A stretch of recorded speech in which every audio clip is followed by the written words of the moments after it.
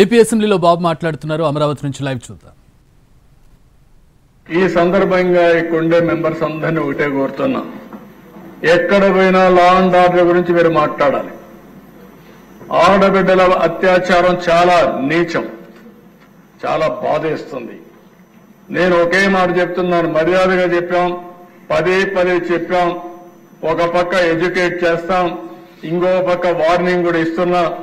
ఎవరైతే ఆడబిడ్డల జోలికి వస్తారో ఖబర్దార్, జాగ్రత్తగా ఉండి ఏం చేయబోతామో చేసి చూపిస్తాం. మొహమాటం మాత్రం లేదు. మీరు కావాలని గంజాయి తీసుకొని, ఇప్పుడైతే గంజాయి కూడా డ్రోన్స్ పెట్టాం. డ్రోన్స్ ద్వారా గంజాయిని ఐడెంటిఫై చేస్తున్నాం. ఎక్కడైతే గంజాయికి మూలాలు ఉన్నాయో, ఎక్కడైతే పండిస్తున్నారో అక్కడి నుంచే, సోర్స్ లో నుంచే దాన్ని కంట్రోల్ చేసే బాధ్యత తీసుకున్నాం. ఈ నెలలోనే లేకుంటే ఫస్ట్ వీక్ లో ఈ డ్రగ్స్ కు వ్యతిరేకంగా పెద్ద ర్యాలీ కూడా చేయాల్సిన అవసరం ఉంది. దిశ ఈ సభలో నేను అనౌన్స్ చేస్తున్నా. మనందరికీ నేను చూసుకొని, ఆ టైమింగ్స్ కూడా చూసుకొని, ఒక రోజున విద్యార్థుల్లో కూడా అవేర్నెస్ తీసుకొద్దాం, పిల్లల్లో కూడా అవేర్నెస్ తేవాల్సిన అవసరం ఉంది. పేరెంట్స్ కూడా విజ్ఞప్తి చేస్తున్నాను. దిశ పిల్లలతో మాట్లాడండి, ఎడ్యుకేట్ చేయండి. కొంతమందిని చూస్తే ఏంటి అధ్యక్ష, 16 సంవత్సరాలు 18 సంవత్సరాలు, ఒక పక్క చూస్తే భవిష్యత్తుకు ముందుకు పోతున్నారు. ఈ రోజు పేపర్లో నేను చూస్తే 3,10,000 మంది అమెరికాకు చదువుకోవడానికి వెళ్తున్నారు. అందులో అధ్యక్ష 56% ఆంధ్రప్రదేశ్, తెలంగాణ తెలుగు వారు వెళ్తున్నారు. దేశమంతా 46% అయితే 54%, 56% మన వాళ్ళు వెళ్లే పరిస్థితికి వచ్చారు. అంటే ప్రపంచం మొత్తం నాలెడ్జ్ ఎకానమీ మీద రాణిస్తున్నారు. కొంతమంది పనికిరాని పిల్లలు, ఆ పిల్లలు కూడా తప్పు కాదు, మనం కూడా తయారు చేయాలి, మాట్లాడాలి. వాళ్ళ విషయాలు ఎప్పటికప్పుడు మాట్లాడి వాళ్ళను కూడా సమాయత్తం చేయాల్సిన బాధ్యత, మెంటల్ గా ప్రిపేర్ చేయాల్సిన బాధ్యత ఉంది. ఒకవేళ ఎవరన్నా గాని సరిగా గాని ఉండకపోతే అలాంటి వాళ్ళని కఠినంగా వాళ్ళపైన యాక్షన్లు తీసుకుని తద్వారా ఒక మెసేజ్ కూడా ఇవ్వాల్సిన అవసరం ఉంది. ఎవరైతే కరుడుగట్టిన నేరస్తులు కూడా హెచ్చరిక చేస్తున్నా, అలాంటి నేరస్తులు ఉండవలసిన ప్లేస్ ఆంధ్రప్రదేశ్ రాష్ట్రం కాదు, అది గుర్తుపెట్టుకోండి. మీరు ఒక సవాలుగా సమాజానికి తయారైతే మీ తాట తీసే బాధ్యత ఈ ప్రభుత్వం తీసుకుంటుందని చెప్పి కూడా హెచ్చరిస్తున్నారు అధ్యక్ష. ఎక్కడ రాజీ పడం. ఇంకో పక్కన అధ్యక్ష, ఫింగర్ ప్రింట్ వ్యవస్థకు డబ్బులు ఇవ్వలేకపోయాను. ఈ రోజు 120 కోట్లు ఇచ్చాం, వెహికల్స్ డబ్బులు ఇచ్చాం, కొత్త వెహికల్స్ అని పెడుతున్నాం, టెక్నాలజీ ప్రాధాన్యత ఇస్తున్నాం. భవిష్యత్తులో పోలీస్ శాఖను బలోపేతం చేసి లా అండ్ ఆర్డర్ కి టాప్ ప్రియారిటీ ఇస్తామని చెప్పి కూడా నేను మీకు తెలియజేస్తున్నాను. ఇది కాకుండా అధ్యక్ష, ఈరోజు ఈ ప్రభుత్వంలో మీరు ఒకసారి చూస్తే సుపరిపాలనకు నాంది పలికాం. ఒక పక్క అభివృద్ధి, సంక్షేమం సుజావుగా జరగాలంటే పరిపాలన, గుడ్ గవర్నెన్స్ ఉండాల్సిన అవసరం ఉంది. అందుకనే ఈరోజు మీరు చూసినప్పుడు 1వ తారీఖునే ఉద్యోగస్తులకి, పింఛన్దారులకి, ఎవరైతే పెన్షనర్స్ ఉన్నారో వాళ్ళందరికీ కూడా 1వ తారీఖు ఇచ్చే పరిస్థితి తీసుకొచ్చాం. ఇక్కడ ఒక అధ్యక్ష, ల్యాండ్ టైటిలింగ్ యాక్ట్ రద్దు చేశాం, యాంటీ ల్యాండ్ గ్రాబింగ్ యాక్ట్ తీసుకొస్తున్నాం. ఎవరైనా సరే భూ కబ్జాలు చేస్తే ఆ భూ కబ్జాలు చేశారని మేం ప్రూవ్ చేయడం కాదు, మీరే ప్రూవ్ చేసుకోవాల్సిన అవసరం ఉంటుంది. ఎవరైనా సరే ప్రైవేటు భూములు జోలుకొచ్చినా, ప్రభుత్వ భూములు జోలుకొచ్చినా, ఎవరైతే ఈ కబ్జాదారులు ఉన్నారో, ల్యాండ్ గ్రాబర్స్ ఉన్నారో వాళ్ళందరికీ హెచ్చరిక చేస్తున్నాం. ఈ సెషన్ అనేది బిల్లు వస్తుంది, చట్టం అవుతుంది. గడిచిన 5 సంవత్సరాల్లో జరిగిన పనులు మీరు ఒక్కసారి ఆలోచిస్తే అధ్యక్ష, ఎవరు పిటిషన్ ఇచ్చినా నాది 22A కింద రాసేశారు, నా భూమి వేరేవాడు కబ్జా చేశాడు, నా భూమి ఇప్పించండి అనే పరిస్థితికి వచ్చారు. ఒక ఫారెస్ట్ తయారు చేశారు, డ్రోన్ సర్వే అన్నారు, బౌండరీసే మార్చేశారు. ఇంకో పక్కన మీరు చూస్తే భూములు కూడా నాకు వచ్చే పిటిషన్లని అనలైజ్ చేస్తే 160% ల్యాండ్ డిస్ప్యూట్స్ వచ్చాయి. ఎక్కడికక్కడ భయంకరమైన వాతావరణం క్రియేట్ చేశారు. అందుకని అవసరమైతే ఇవన్నీ కూడా చెప్పాం. ఏవైతే గ్రామాల్లో రెవెన్యూ సదస్సులు పెడతాం, సమస్యలు పెట్టి ప్రక్షాళన చేస్తాం, రీసర్వేలు చేస్తాం, ఎన్ని చర్యలు చేయాలనో తప్పు చేసిన వాళ్ళపైన యాక్షన్ తీసుకుంటాం. తప్పులు సరిచేసే బాధ్యత ఈ ప్రభుత్వం తీసుకుని తొందరలోనే ఈ సమస్యకి పరిష్కార మార్గం చూపిస్తామని మరొకసారి ప్రజలందరికీ హామీ ఇస్తున్నారు. అదే మరిగా దేశ మద్యం దోపిడీ ఇప్పుడు కూడా అర్థం కాని విషయం. హోల్సేల్, రీటైల్, మ్యానుఫ్యాక్చరింగ్ అన్ని కూడా అస్తవ్యస్తం చేశారు.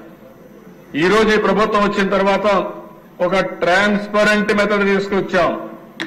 ఒకప్పుడు దేశంలో ఉండే బ్రాండ్లు కానీ పక్క దేశాల్లో ఉండే బ్రాండ్లు ఈ రాష్ట్రంలో ఉండేటివి కాదు. ఓన్ బ్రాండ్లు పెట్టారు. బూమ్ బూమ్ అని చాలాసార్లు ఇక్కడ కూడా మాట్లాడాను. అలాంటి బ్రాండ్స్ అన్ని వచ్చాయి. ఈరోజు ఆ బ్రాండ్లన్నీ పోయి స్టాండర్డ్ బ్రాండ్స్ వచ్చాయి. ఈరోజు ఎవరైనా సరే నా బ్రాండ్ లేదనో లేకుంటే ఎవరైనా మ్యానిపులేట్ చేస్తున్నారని చెప్పే అవకాశం లేకుండా చేశాం. అదే మరిగా షాపుల అలాట్మెంట్ కూడా లాటరీ వేసాం. అందరి సమస్యలు లాటరీ వేసి ఇచ్చాం తప్ప ఎక్కడా రికమెండేషన్ జరగలేదు. నేను ఇంకొక మాట కూడా హెచ్చరిస్తున్నాను. ఎవరైనా సరే ఆ షాపు పెట్టుకొని ఎక్కడైనా రీటైల్ గా మీ ఇష్ట ప్రకారం అమ్మితే మాత్రం ఖబర్దార్ జాగ్రత్తగా ఉండండి. బెల్ట్ షాప్ వస్తే మాత్రం బెల్ట్ తీస్తాం. చాలా కఠినంగా ఈ ప్రభుత్వం ఉంటుంది. ఎవరిని వదిలిపెట్టమని చెప్పి నేను క్లారిటీ ఇస్తున్నాను. ఫస్ట్ టైం 10 లక్షలు ఇస్తున్నాం. రెండోసారి ఇంకా ఏమాత్రం నిర్మోహమాటంగా ఆ షాపుని క్యాన్సిల్ చేస్తామని చెప్పి కూడా నేను మీకు తెలియజేస్తున్నా. ఇక్కడుండే ఎమ్మెల్యేలందరినీ కోరుతున్నాను, ఎన్డీఏ ఎమ్మెల్యేస్ అందరినీ, మనందరం కలిసి మన నియోజకవర్గంలో బెల్ట్ షాపులు లేకుండా మన వాళ్ళు ఎవరిని తప్పు చేసేవాడిని ఎక్కడ సహకరించకుండా మన తన విభేదాలు లేకుండా ప్రక్షాళన చేసే బాధ్యత మీరు తీసుకోండి. తద్వారా మీకు మంచి పేరు వస్తుంది, ఎన్డీఏకి మంచి పేరు వస్తుంది. అది చేయాల్సిందిగా ఎమ్మెల్యేస్ అందరినీ కోరుతున్నాం. ఇంకో పక్కన అధ్యక్ష లాస్ట్ టైం విధానాలు చూస్తే జోబులన్నీ ఖాళీ అయిపోయినాయి. ఆరోగ్యం మొత్తం చెడిపోయే పరిస్థితి వచ్చింది. ఇంకో పక్కన 25 సంవత్సరాలు తాకట్టు పెట్టి మద్యం పైన అప్పు తీసుకొచ్చే పరిస్థితికి వచ్చారు. అవన్నీ విధానాలన్నీ క్యాన్సిల్ చేశాం. మళ్లీ కొత్త చరిత్రకు శ్రీకారం చుట్టాం. ఇంకో పక్కన దేశ ఉచిత ఇసుక, మన ఊర్లో దొరికే ఇసుక మనం ఉచితంగా తీసుకుపోలేని పరిస్థితి తీసుకొచ్చారు. చాలా సమస్యలు సృష్టించే పరిస్థితికి వచ్చారు. అందుకనే దేశ చాలా స్పష్టంగా సేంద్రేజ్ గాని జీఎస్టీ గాని ఎలాంటి ట్యాక్సులు లేవు. ఎవరైనా సరే ఎక్కడైనా సరే ఇసుక తీసుకెళ్లాలంటే స్వేచ్ఛగా ఇసుక తీసుకుపోవచ్చు. ఎవరైనా అడ్డపడితే అలాంటి వారిపైన పీడీ యాక్ట్ పెట్టి అవసరమైతే లోపలేసే బాధ్యత ఈ ప్రభుత్వం తీసుకుంటామని చెప్పి కూడా నేను మీకు తెలియజేస్తున్నా. ఇప్పటికే చాలా వరకు నార్మల్సీ వచ్చింది. ఇంకా 1-2 ప్లేసుల్లో ఇలాంటి సమస్య ఉంది. వాళ్ళు కూడా మళ్ళా హెచ్చరిస్తున్నాం. ప్రభుత్వం చాలా స్పష్టంగా ఉన్నాం, చాలా క్లియర్ గా ఉన్నాం. ఎట్టి పరిస్థితుల్లో ఉచిత ఇసుక ట్రూ స్పిరిట్ తో అమలు చేయాల్సిన అవసరం ఉంది. దానికి అందరూ సహకరించాల్సిందిగా మరొక్కసారి కోరుతున్నాను. అన్ని జీవోలు ఆన్లైన్ లో పెట్టాం. 5 సంవత్సరాలు చీకటి జీవోలు, రహస్య జీవోలు అవన్నీ పోయినాయి. అన్ని జీవోలు కూడా ఆన్లైన్ లో పెట్టే పరిస్థితికి వచ్చాం. ఇంకో పక్కన దేశ ఈరోజు టెక్నాలజీని అందిపుచ్చుకుని వాట్సాప్ గవర్నెన్స్ లో ముందుకు వచ్చాం. ఈరోజు మీరు ఒకసారి చూస్తే దగ్గర చాలా సేవలన్నీ కూడా వాట్సాప్ లో ఇచ్చే పరిస్థితి వస్తుంది. అందుకని ఈరోజు దగ్గర రెవెన్యూ సర్వీసులు చాలా ఉన్నాయి. ఈ రెవెన్యూ సర్వీసులే కాకుండా అనునిత్యం కావలసిన సేవలు చాలా ఉన్నాయి అధ్యక్ష. ఈరోజు మీరు చూస్తే ఎండోమెంట్స్ దగ్గర అన్ని టెంపుల్స్ లో సేవల దగ్గర నుంచి ఎవ్రీథింగ్ మీరు చూస్తే 56 సర్వీసులు రాబోయే రోజుల్లో వాట్సాప్ సర్వీసెస్ కింద పెట్టేస్తాం. కరెంట్ విషయంలో ఎనర్జీలో 39 వస్తున్నాయి.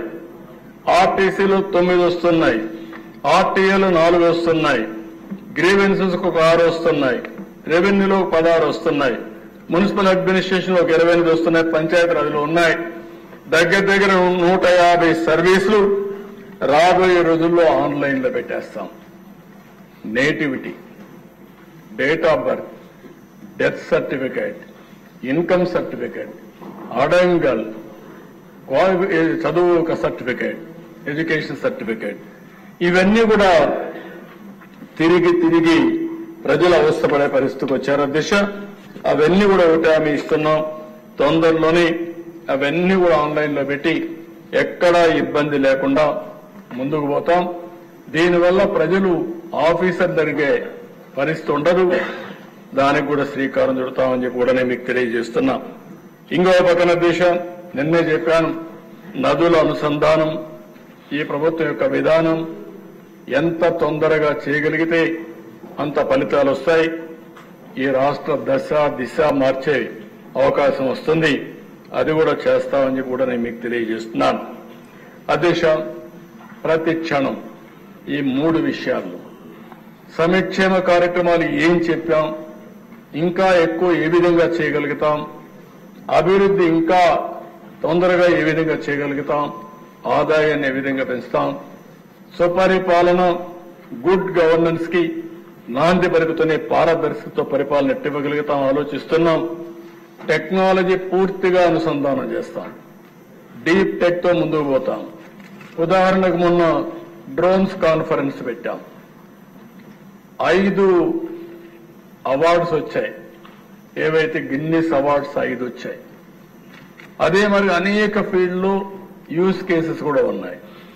అందుకని డ్రోన్స్ కోసం ఒక డ్రోన్ సిటీ ఒకటి పెట్టి అక్కడే మ్యానుఫ్యాక్చరింగ్, డ్రోన్ పైలట్స్ ట్రైనింగ్, అదే సమయంలో సర్టిఫికేషన్ కూడా ఇచ్చి పెద్ద ఎత్తున దేశానికి కేంద్రంగా ఓరవకల్ డ్రోన్ సిటీగా తయారు చేయబోతున్నామని చెప్పి కూడా నేను మీకు తెలియజేస్తున్నాను. ఇదే కాకుండా సీసీటీవీ కెమెరాలకు ఎక్కువ ఇస్తున్నాం, ఐఓటీస్కి వెళ్తున్నాం. నా ఉద్దేశం ఒకటే, లా అండ్ ఆర్డర్ కానీ, అభివృద్ధి కానీ, ప్రజలకు అవసరమైన సేవలు కానీ టెక్నాలజీ అనుసంధానం చేసుకుంటే చాలా ఫాస్ట్ గా ముందుకు పోయే పరిస్థితి వస్తుంది. నేను అందుకే పదే చెప్తున్నాను, హార్డ్ వర్క్ చేయడం కాదు, స్మార్ట్ వర్క్ చేయాలి. ఒక సెల్ ఫోన్ ఉంటే ఏ పనిని చేసుకునే విధానానికి శ్రీకారం చుట్టే రోజులు వస్తాయి. దానికి మనం ముందుకు పోవాల్సిన అవసరం ఉందని చెప్పి కూడా నేను మీకు తెలియజేస్తున్నాను. అందుకనే దేశం ఇవన్నీ జరగాలన్నా కొంత టైం కావాలి.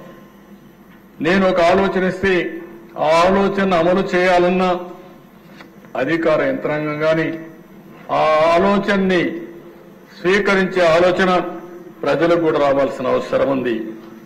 అయితే నేను ఒకటే చెప్తున్నా, ఇది అసాధ్యమేం కాదు. అట్లని చెప్పి రాత్రి ఎన్ని అయిపోతాయని చెప్పలేం. కానీ సవాళ్లు వస్తూ ఉంటాయి, సమస్యలు వస్తాయి, అధిగమిస్తాం, ముందుకెళ్తాం. ఈ రోజు ఇంకొక విషయం కూడా ఈ సభలో చెప్తున్నా, రైతులు ధాన్యం ఇస్తున్నారు. రైతులకు గిట్టుబాటు ధర వస్తా ఉందా లేదా అనునిత్యం మనం సమీక్ష చేసుకోవాల్సిన బాధ్యత మన మీద ఉంది. ఇంకో పక్కన పత్తి ఉంది. నిన్న మొన్న కొన్ని ఆర్టికల్స్ వచ్చాయి, మళ్ళా దానిపైన సమీక్ష చేస్తాం. కొంతమంది వ్యాపారస్తులు పత్తి కూడా ఏదో తరిచిందనో లేకుంటే మెత్తగా ఉందనో తక్కువ డబ్బులు ఇచ్చే పరిస్థితి వస్తున్నారంటున్నారు. రైతులకు గిట్టుబాటు ధర ఇచ్చే విధానానికి ఈ ప్రభుత్వం కట్టుబడి ఉన్నాం. అది చేస్తామని చెప్పి మరొకసారి హామీ ఇస్తున్నాం. అదే సమయంలో అధ్యక్ష, వినియోగదారుడికి ధరలు పెరగకుండా, నిత్యావసర వస్తువుల ధరలు పెరగకుండా అనునిత్యం మానిటర్ చేస్తాం. దానికి కూడా కమిటీ వేశాం. ఆ కమిటీ కూడా పనిచేస్తుంది. ఈ 2 కూడా ఎప్పుడో అధ్యక్ష మీరు చూస్తే మీరు కూడా అందులో భాగస్వాములు. ఆ రోజుల్లో రైతు బజారు పెట్టి రైతులు పండించిన ఏవైతే వ్యవసాయ ఉత్పత్తులన్నీ నేరుగా రైతు బజారు ద్వారా అమ్ముకునే ఏర్పాటు చేసింది తెలుగుదేశం ప్రభుత్వం ఆ రోజే సమైక్య ఆంధ్రప్రదేశ్ లో. అలాంటి పాలసీస్ ఉన్నాయి. దానికి కూడా ఇచ్చేస్తామని చెప్పి తెలియజేసుకుంటూ, అదే మరిగా ఈరోజు మనం అనునిత్యం ఎప్పటికప్పుడు ప్రజల సమస్యల్ని ఆలోచించుకుంటూ ముందుకు పోవాల్సిన అవసరం ఉంది. ప్రజలకు ఇబ్బందులు లేకుండా చేయడం కోసం ఏమేం చేయాలో అన్ని ఆలోచిస్తున్నామని చెప్పి కూడా నేను మీకు తెలియజేస్తున్నాను. ఈ సెషన్లోని మీ అందరి ముందర కూడా విజన్ డాక్యుమెంట్ స్వర్ణ ఆంధ్రప్రదేశ్ 2047 అది కూడా తీసుకొస్తున్నాం. అది కూడా మేము ముందర పెడతామని చెప్పి కూడా నేను మీకు తెలియజేస్తున్నాను. ఇంకో పక్కన దేశం ప్రజలకు ఖర్చులు తగ్గించాలి. ఇందులో వినూత్నమైన కార్యక్రమం సూర్య గారు ఏదైతే కేంద్ర ప్రభుత్వం అదే మాదిరిగా ప్రధానమంత్రి గారు ప్రమోట్ చేశారో ఈ సూర్య గారి ద్వారా మీ ఇళ్లలోనే కరెంటు ఉత్పత్తి చేసుకునే అవకాశం ఇండ్ల పైన. దీనికి పేదవాళ్ళందరికీ ఉచితంగా మనమే సోలార్ ప్యానెల్స్ పెట్టిస్తాం. 200-250 యూనిట్ల కోసం సోలార్ ప్యానెల్స్ పెట్టిస్తాం. దానికి అగ్రిగేటర్ని సెలెక్ట్ చేస్తాం. వాళ్ళు కూడా వచ్చి పనిచేస్తారు.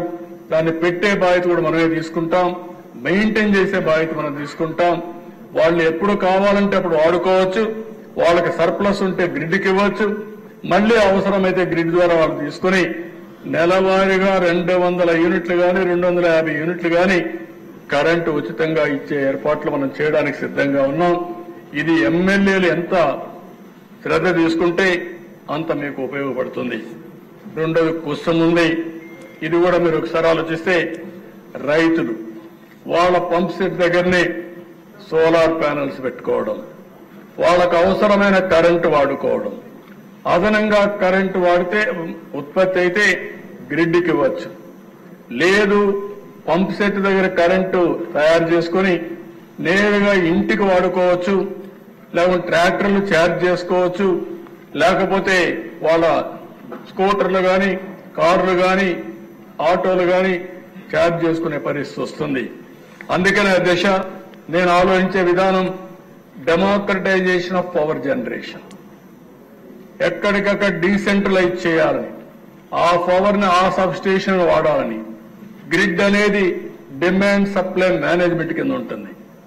ఎవరైనా సరే కరెంటు వాడుకుంటే అది కూడా గ్రీన్ ఎనర్జీని వాడుకుంటే మనం ప్రమోట్ చేస్తాం. అవసరమైతే ఈ ప్రభుత్వం మొన్నే ఇచ్చాం. ఇండస్ట్రీస్ ఎవరైతే గ్రీన్ ఎనర్జీతో పోతారో వాళ్ళకు అదనంగా ఇన్సెంటివ్స్ ఇచ్చాం. ఇప్పుడు కూడా హామీ ఇస్తున్న క్రెడిట్స్ ని ఏది కార్బన్ క్రెడిట్స్ ఇవ్వడానికి ఒక కార్యక్రమం కూడా తీసుకొస్తాం. అన్ని రంగాల్లో ఎవరైతే ఈ కార్బన్ క్రెడిట్స్ తీసుకోగలుగుతారో వాళ్ళకు అదనంగా బెనిఫిట్స్ ఇచ్చే విధానానికి శ్రీకారం చుడతామని చెప్పి కూడా నేను మీకు తెలియజేస్తున్నాను. ఈ రోజు మనందరం మాట్లాడేది P3 మాట్లాడుతున్నాం, పబ్లిక్ ప్రైవేట్ పార్ట్నర్షిప్. నేను ఒక స్టెప్ ముందుకు వచ్చి P4 అంటున్నాను. మనం సంపద సృష్టిస్తున్నాం. కొంతమంది లక్షల కోట్ల రూపాయలు సంపాదిస్తున్నారు, వేల కోట్ల రూపాయలు సంపాదిస్తున్నారు. కానీ పేదవాడు మాత్రం పేదవాడిగానే ఉన్నాడు. అందుకే P4 కింద పబ్లిక్ ప్రైవేట్ పీపుల్స్ పార్ట్నర్షిప్ తీసుకుని మనం పైనుండే 10%, కింద నుండే 10-15% అడాప్ట్ చేసుకోవడం, మెంటర్ చేయడం, వాళ్లకు చేయూతనివ్వడం, అనునిత్యం వాళ్ళను కూడా